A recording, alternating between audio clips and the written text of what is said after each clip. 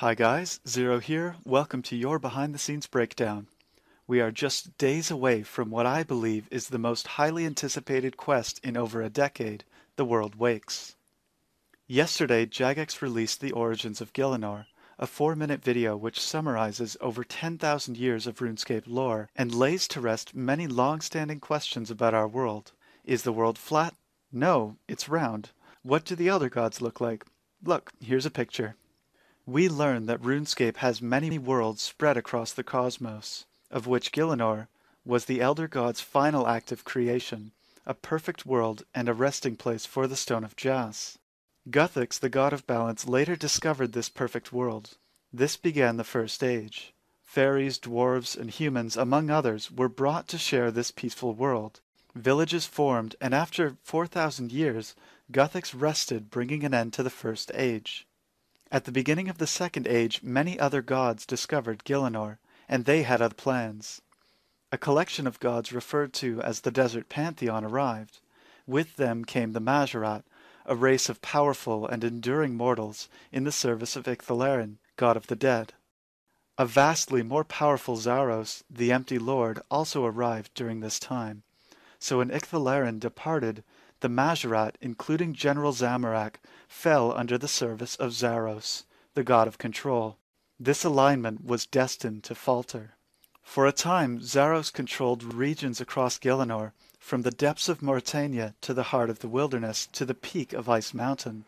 His grip on the world was like no other, until General Zamorak betrayed him, impaling both Zaros and himself with the Staff of Armadil.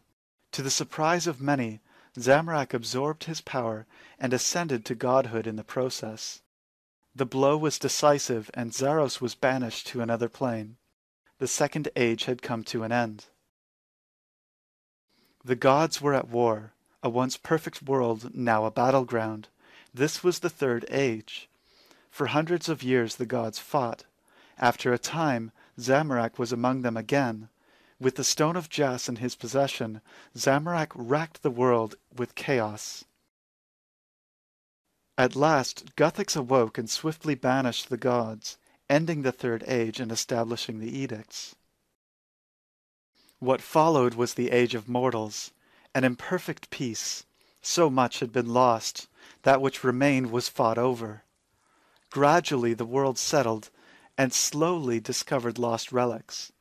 The Fourth Age ended when humans discovered rune essence, rock powerfully infused by the Stone of Jas. The Fifth Age had begun. With this power, humans came to dominate the land. Not all humans agreed that we should craft runes. As I understand it, the Fremennik believed that crafting runes would drain life from Guthix himself. For 12 years we have lived in year 169 of the Fifth Age.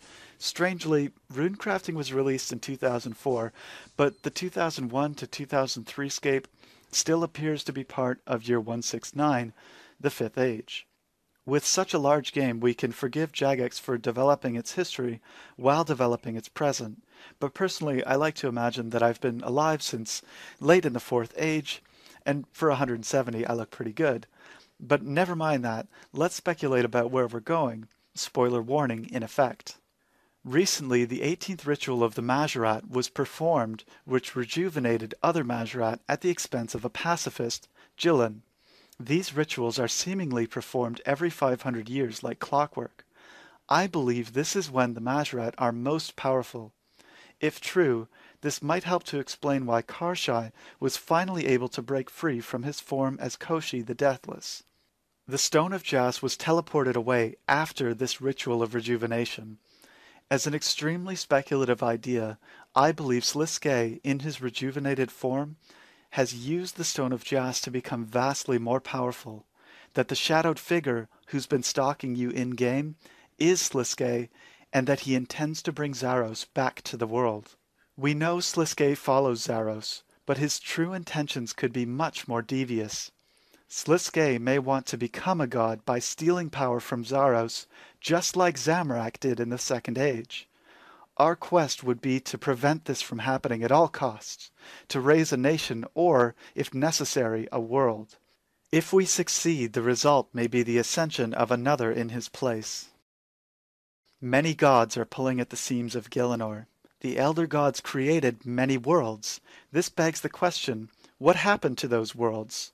And why exactly are the gods so interested in ours? In any case, I'm very excited for The World Wakes. Until next time, this has been your behind the scenes breakdown. Thanks very much for watching.